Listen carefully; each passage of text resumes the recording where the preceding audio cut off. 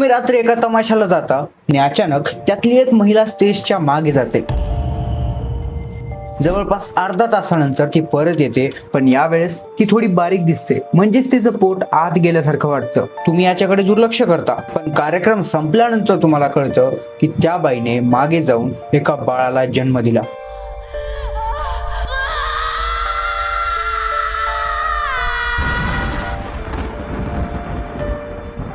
आणि एवढंच नाही तर आपल्या बाळाची नाळ दगडाने ठेचून तीच बाई पुन्हा तुमच्या समोर येऊन नाचत होती.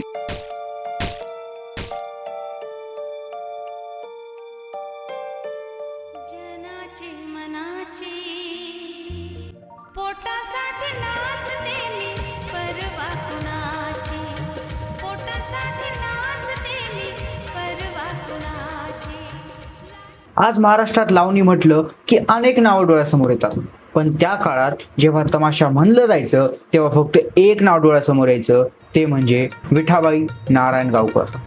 तुला सांगतो सायले, आमच्या येळेला विठा. अगं विठा काय कसं समजावू? अगं विठा विठा घ्या. तुम्ही हे काय? तुम्हीच मागितलं ना व? अगं या विठा नाही, या इटा नाहीत. अगं मी विठ्ठा नारायण गावकर बद्दल बोलतोय. पण प्रत्येक दंतकथेची सुरुवात एका साध्या कथेतून होते, आणि या कथेची सुरुवात होते 1 जुलै 1935 रोजी पंढरपूरमध्ये.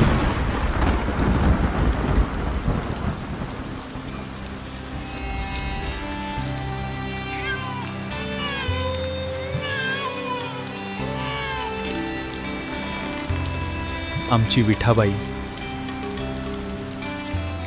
त्या काळात भारत स्वातंत्र्य नव्हता, महाराष्ट्र आज एवढा विकसित नव्हता, आणि मनोरंजनाची आज सारखी मोबाईल, टीव्ही वगैरे तर साधनच नव्हती. अशा काळात लोकांचं खरं मनोरंजन लोककलेतून व्हायचं, आणि याच लोककलेत सर्वात प्रिय कला होती ती म्हणजे तमाशा. पंढरपूरमधील एका तमाशा कलाकारांच्या कुटुंबात एका मुलीचा जन्म झाला. तिचे वडील होते भाऊ बापू मांग नारायण गावकर, आणि आई होत्या शांताबाई. दोघांचं आयुष्य रंगमंचाशी जोडलं होतं, म्हणून जरी या मुलीचा जन्म घरात झाला असला तरी तिचं खरं बालपण घडलं ते रंगमंचावर. ज्या वयात इतर मुलं अक्षर शिकायचे त्याच वयात विठाबाई ढोलकीच्या तालावर नृत्य करायच्या. ज्या वयात इतर मुलं खेळण्यासोबत खेळतात त्या वयात त्या तमाशाच्या फडासोबत महाराष्ट्रभर फिरत होत्या. त्यांचं शिक्षण पुस्तकातून कमी आणि आयुष्यातून जास्त झाले. रात्र झाली की तमाशा सुरू व्हायचा, हजारो लोक जमा व्हायचे, ढोलकी वाजायची, तुंतुणे घुमायचे, आणि त्या वातावरणात एक लहान मुलगी शांतपणे सगळं पाहत उभी असायची. आणि हीच मुलगी पुढे जाऊन अख्ख्या महाराष्ट्राला वेड लावणार होती. काळ पुढे सरकत होता, विठाबाई मोठ्या होत होत्या, आणि त्यांच्यासोबत त्यांची कला देखील विकसित होत होती. लोकांनी त्यांच्या आवाजाकडे लक्ष द्यायला सुरुवात केली, त्यांच्या आत्मविश्वासाकडे लक्ष द्यायला सुरुवात केली, आणि सर्वात महत्त्वाचं म्हणजे त्यांच्या स्टेजवरील उपस्थितीकडे लक्ष द्यायला सुरुवात केली. पण आयुष्य कधीच सरळ रेषेत चालत नसतं. ज्या व्यक्तीकडून विठाबाईंनी सर्व काही शिकलं होतं, ज्यांच्या सावलीत त्या वाढल्या होत्या, ते म्हणजे त्यांचे वडील भाऊ बापू मांग नारायण गावकर. विठाबाईच्या आयुष्यातील सर्वात मोठा धक्का बसला त्यांच्या वडिलांचं निधन झालं. एका मुलीसाठी तो फक्त वडिलांचा मृत्यू नव्हता, तो तिच्या आयुष्यातील सुरक्षिततेचा शेवट होता. कारण त्यांच्यासोबत फक्त एक व्यक्ती गेली नव्हती, तर एका फडाचं नेतृत्व गेलं होतं. कलाकारांचा प्रश्न निर्माण झाला होता, उदरनिर्वाहाचा प्रश्न निर्माण झाला होता, आणि आता एक प्रश्न सगळ्यांसमोर उभा होता, हा फड पुढे कोण चालवणार? आणि त्या काळात समाज स्त्रियांना नेतृत्वाच्या भूमिकेत पाहत नव्हता. त्यामुळे सर्वात मोठा प्रश्न होता की ह्या फडाला पुढे कोण नेणार, आणि विठाबाईंसमोर दुसरा कोणताही पर्याय उपलब्ध नव्हता.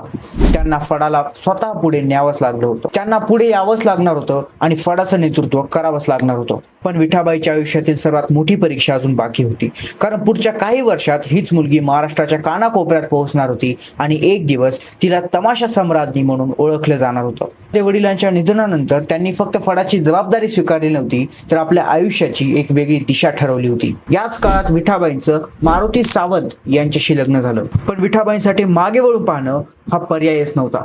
दिवसा कार्यक्रम, रात्री प्रवास, हे सगळं जबाबदाऱ्या चालू असताना संसार सुद्धा चालूच होता. काळ पुढे सरकत होता. विठाबाईंच्या आयुष्यात मुलांचं आगमन झालं, त्यांचं कुटुंब वाढत होतं, पण त्याच वेळी त्यांची लोकप्रियता देखील वाढत होती. महाराष्ट्रातील अनेक गावांमध्ये त्यांचं नाव पोहोचलं होतं, आणि तमाशा फडासाठी विठाबाई म्हणजे सर्वात मोठं आकर्षण बनल्या होत्या. एक एक दिवस, एक कार्यक्रम आणि हजारो प्रेक्षक. नेहमीप्रमाणे ढोलकी वाजत होती, लावणी सुरू होती आणि प्रेक्षक टाळ्या वाजत होते. सगळं काही नेहमीसारखंच दिसत होतं. पण त्या दिवशी विठाबाई एका वेगळ्या संघर्षातून जात होत्या. तरीही त्यांनी कार्यक्रम थांबवला नाही, कारण त्यांच्यासाठी तमाशा हा केवळ व्यवसाय नव्हता, तो शेकडो लोकांच्या उदरनिर्वाहाचा एक स्रोत होता. आणि त्याच रात्री घडलेली ही घटना पुढे महाराष्ट्रभर चर्चिली जाणार होती आणि विठाबाई यांचं नाव इतिहासात कायमचं कोरलं जाणार होतं. त्या काळात महाराष्ट्रात तमाशा म्हणजे एक उत्सव असायचा. गावात तमाशाचा फड आला की जत्रेचं वातावरण तयार व्हायचं. लोक जमायचे, धिंगा मस्ती सगळं काही चालू असायचं. आणि जर त्या फडात विठाबाई असतील तर गर्दी दुप्पट व्हायची. लोक मैलोन मैल प्रवास करून यायचे, कारण त्यांना तमाशा पाहायचा नव्हता, त्यांना पाहायचं होतं विठाबाई यांना. त्या रात्री विठाबाई एका अशा संघर्षातून जात होत्या ज्याची कल्पना समोर बसलेल्या हजारो लोकांना नव्हती. त्या 9 महिन्याच्या प्रेग्नेंट होत्या.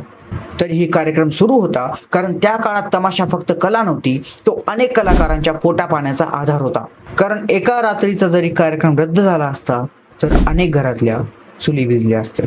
पण प्रत्येक मिनिटागणिक विठाबाईच्या वेदना वाढत होत्या. तरीही त्यांनी कार्यक्रम थांबवला नाही. त्या स्टेजवर उभ्या राहिल्या, हसल्या, नाचल्या आणि प्रेक्षकांचं मनोरंजन करत राहिल्या. पण शेवटी त्यांना पडद्यामागे जावंच लागलं. फडातील महिला धावत आल्या, पडद्यामागे गोंधळ उडाला आणि काही क्षणातच तिथेच त्या बाळाचा जन्म झाला.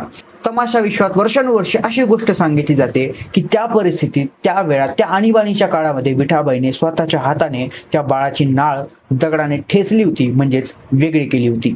मला दगड दगड दे, दगड नाही ठेचते. मी करते. नाही नको, मी करते. तुझा पाणी आण. जा.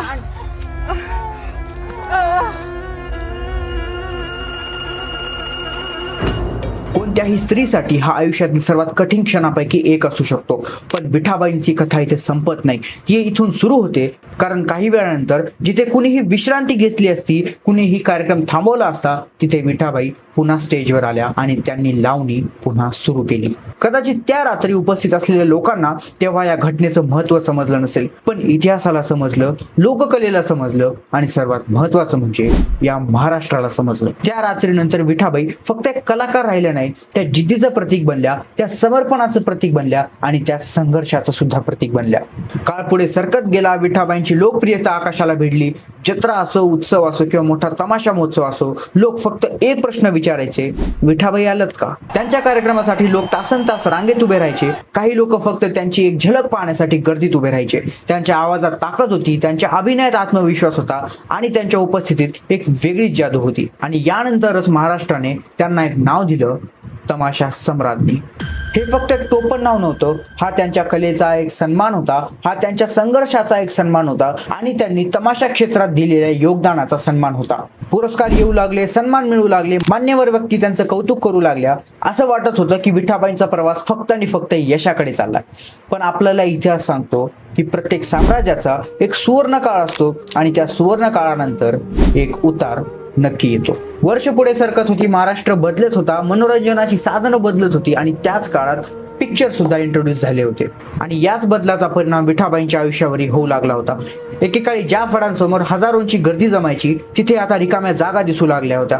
प्रेक्षक कमी होऊ लागले, कार्यक्रम कमी होऊ लागले आणि तमाशा व्यवसाय हा आर्थिकदृष्ट्या ढासळू लागला होता. पण विठाबाई हार मानण्यापैकी नव्हत्या. त्या अजूनही गावोगावी फिरत होत्या, अजूनही कार्यक्रम करत होत्या, अजूनही तमाशा जिवंत ठेवण्यासाठी झगडत होत्या. त्यांच्यासाठी तमाशा हा फक्त एक व्यवसाय नव्हता, तो त्यांचा श्वास होता, तो त्यांचा धर्म होता आणि हेच त्यांचं संपूर्ण आयुष्य होतं. फड चालवण्यासाठी पैसे लागत होते, कलाकारांचे मानधन द्यावे लागत होते, प्रवासाचा खर्च होता, व्यवस्थापनाचा खर्च होता. एकेकाळी स्टेजवर तासनतास नाचणारे ते शरीर आता थकत चाललं होतं. एकेकाळी ढोलकीच्या तालावर नाचणारी ती कलाकार आता आजारांशी झुंज देत होती. पण एक गोष्ट शेवटपर्यंत बदलली नाही, ती म्हणजे त्यांचं तमाशावरचं प्रेम. परिस्थिती कितीही कठीण असो, कर्ज कितीही असो, आरोग्य कितीही खालावो, विठाबाईंनी तमाशा कधीच सोडला नाही. दरम्यान त्यांच्या कलेचा गौरव देखील होत राहिला. महाराष्ट्र शासनासह अनेक संस्थांनी त्यांचा सन्मान केला. लोकक्षेत्रातील त्यांच्या योगदानाची दखल घेऊ लागली. एकेकाळी गावोगावी तमाशा करणारी कलाकार आता महाराष्ट्राच्या सांस्कृतिक इतिहासाचा अविभाज्य भाग बनली होती. पण प्रत्येक पडद्याला एक शेवट असतो, प्रत्येक कलाकाराला एक शेवटचा नमस्कार करावा लागतो आणि शेवटी विठाबाईच्या आयुष्यात सुद्धा तो क्षण आलाच. 26 जानेवारी 2002 महाराष्ट्राच्या लोककला विश्वासाठी एक दुःखद दिवस. त्यांच्या निधनाने फक्त एक कलाकार गेली नव्हती, एक युग संपलं होतं. लोककलेचा एक असा जिवंत इतिहास संपला होता महाराष्ट्राचा एक असा आवाज शांत झाला होता ज्याने लोकांना अनेक दशकं मंत्रमुग्ध केलं होतं. पण काही व्यक्ती मृत्यूनंतरही संपत नाहीत. त्या आठवणी जिवंत राहतात, त्या इतिहासात जिवंत राहतात, त्या प्रेरणेत जिवंत राहतात आणि विठाबाई त्यापैकी एक होत्या. व्हिडिओ आवडला असल्यास लाईक करा, शेअर करा आणि चॅनलवर नवीन असाल तर सबस्क्राईब करायला विसरू नका. रामकृष्ण हरी.